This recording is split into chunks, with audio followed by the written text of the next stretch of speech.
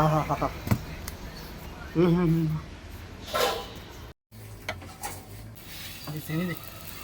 তো ফাইনালি আমার পুরোটা রেডি হয়ে গেছে। এখানে যাতে কাটায় এটা চিকেন 3 পিস চিকেন, এটা আলুর দম দিয়ে দিও।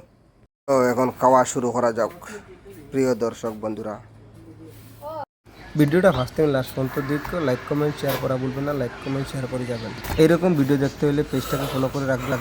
গরম রে বাবা বেতালারি, গরম হোক আর যাই হোক 2 মিনিটের ভিতরে তো আমার শেষ করতেই লাগবে।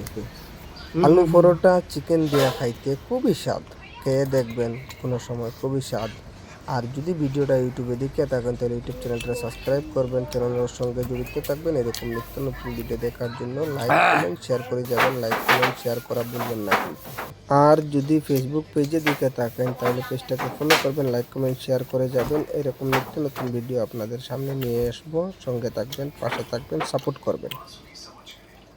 আলু পরোটা খাইতে খুবই স্বাদ, খুবই স্বাদ। চিকেন আর আলু পরোটা बढ़िया खाने 2 মিনিটের ভিতরে শেষ করতে লাগবে। Very good. একবার হলে খেয়ে দেখবেন খুবই স্বাদ চিকেন আর আলু পরোটা। শেষ করে ফেললাম 2টা পরোটা, একটা রয়েছে, দেখি কত সময় লাগে। সময় তো একটু লাগবে যেহেতু গরম গরম পরোটা।